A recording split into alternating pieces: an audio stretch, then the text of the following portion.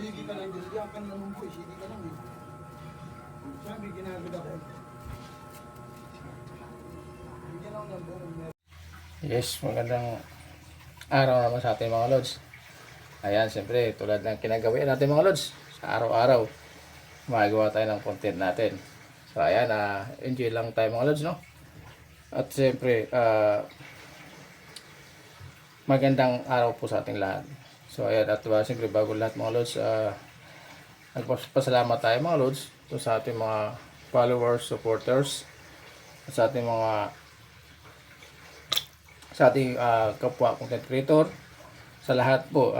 Siyempre, thank you very much po mga lods sa support na ibinigay niyo sa atin at sa aking video mga lods, no?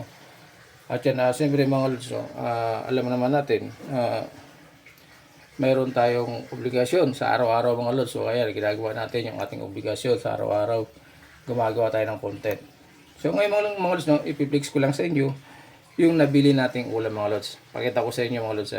So ayan mga lods, ayan yung itong nabili natin na lulutuin natin mga lods, no. Sa tingin nyo mga lods, sa mga nakakilala nito mga lods, anong pangalan nito? Ito kasi mga lods, no, nung nasa probinsya ako, nakikita ko na ito. Ang tawag sa amin dyan mga lods ay natawag yan na litob. So dito sa Tagalog mga lods, hindi ko alam kung tawag niyan dito, no. Sa ano yung mga lods, makukuha yan sa buhangin o doon sa natawag namin na katunggan mga lods, no? Yung katunggan kasi yung parang ano yung lods, yung malalim na yung malambot na putik mga lods, no. Parang pumunoy mga lods, no. Doon makikita yan, maraming mga lods, no. At sa buhangin din sa dagat, makikita rin natin yan. So ito sa mga nakilala nito mga lods, sa itong nabili natin. So siyempre mga lods, no, ano ba pinakamagandang luto dito mga lods, no? Sa shells na ito. Ayan. Kasi maraming luto ito mga lods, maraming luto na pwede natin gawin dito. Kaya siyempre ang sa akin dito mga lods, ang pinakang ano nitong lulutuin natin, gagawin natin ay sa tingin ko mga lods, no, adobo, no. Ang gagawin natin dito mga lods, pag inadobo natin to ay tatanggalin natin itong ipapakuluan muna natin. Ngayon pagka napakuluan na siya mga lods, tatanggalin natin yung laman yan. Malalaki yung laman nito mga lods, ito mo nakabuka ng iba mga lods. So, buhay pa siya. Ayun, buhay pa siya. Ayan. Kasi pagka inaano sa tubig, mubuka siya mga lods. Pero yung iba, ay, wala na, ayaw na bumuka mga lods. Ayan. Yan ang akin mga lods, sa opinion ko. Ito ang gusto kong luto para sa kanya ay i-adobo natin. So mga lods, na mga nakakilala nito, lalong-lalo mga lods sa mga lumaking probinsya. Ay, siyempre kilalang kilala yung mga lods. Itong ano na to, lulutuin natin mga lods, no? At siyempre mga lods, mayroon pa rin tayong dyan. Siyempre mayroon tayong additional pa na luluto natin mga lods, no? Siyempre pagsasabayan natin sila, pero magkakaibang putahe yan mga lods, no? Dalawang putahe yan. Ito naman mga lods, yung ating isa pang putahe. Ayan, nakita nyo mga lods, no? Makapal ang balat nito mga lods, sobrang kapal ang balat nito. Pero ito ang pinakang the best na luto nito ay inihaw mga lods, no? Kasi makapal ang balat nito, pero ang laman nito mga lods makapal at malaman talaga siya.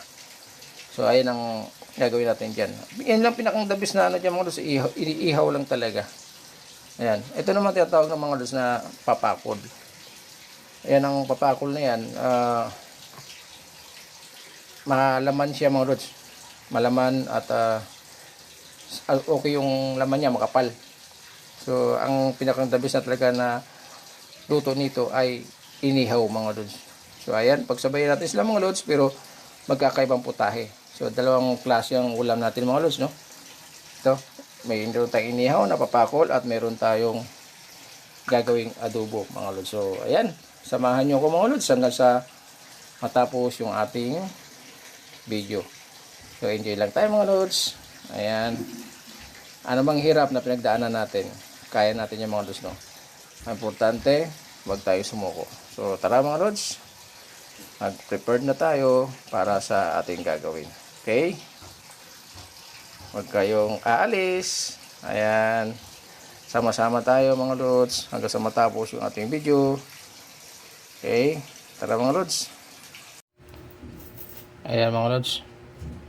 Pinakuluan na natin yung ating i-adobo. Ayan. Ayan. Tatanggalin natin yung mga lods. Diyan sa kanyang shields. Yung laman. Ayan.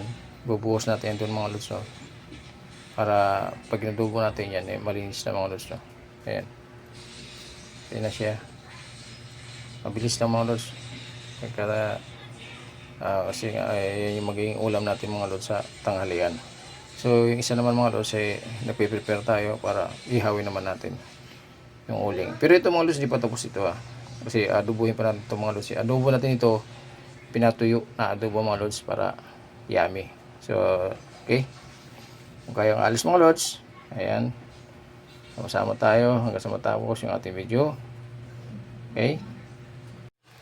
Ayan mga lods, nilagay natin dyan at lilinisin natin yan mga lods. Nugasan natin yan, no? Parang tatanggalan lang natin siya ng bituka mga lods. Ayan, tulad yan. Ito, ayan mga lods. Alisin natin to. Tapos siyempre lilinisin natin to mga lods. Tatanggalin natin to. Parang ito yung pinakang bituka niya mga lods. Ayan. Lilinisin natin. Tanggalin natin ito mga lods, yung mga ano na ito. Kasi ito yung parang pinakabitukan niya.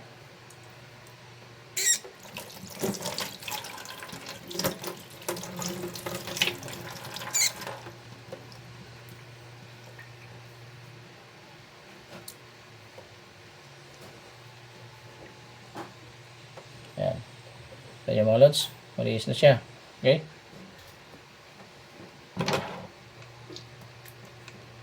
Ay, iba. Ito yung dumi na yung malusoy, no? Ayan. Ayan, tatanggalin natin siya. Ayan, mga parang pinakang bitukan yung malusoy, no? Kita nyo naman. Bago natin siya i-adobo mga lods, kailangan malinis muna natin siya.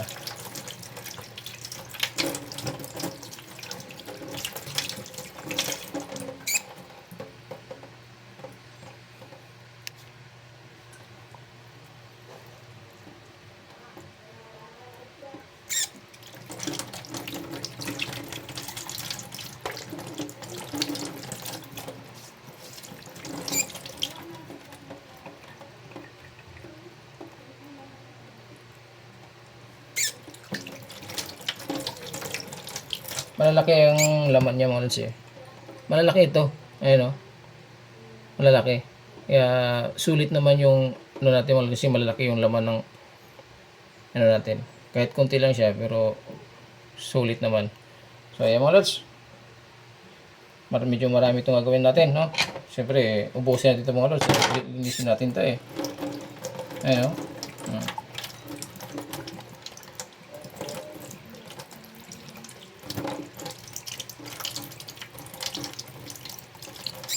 Yung mga ano niya maluso.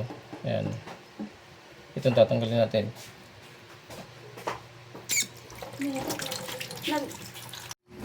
So ito na mga lods, yung ating inihaw. Ayan, nauna lang maluto ang ating inihaw mga lods. Kasi nakasalang na ito mga lods. Inihaw kanina habang tayo gumagawa ng ating recipe mga lods, no? Ayan, nakasalang na siya. So iluto ng ating inihaw mga lods. Napapakol. So susunod na lang natin mga lods yung adobo. Yun naman ang ating susunod para sabay na sila mga lods sa ating gagawin. At siyempre maging ulam natin yung mga lods ngayong tanghalian. So tara mga lods, isalangan natin yung ating adobuhin na sa amin mga lods litob, no? Litob ang tawag sa amin dito mga lods, pero hindi ko lang alam mo dito mga lods anong tawag dito sa itong luto nating adobo. Okay, tara mga lods.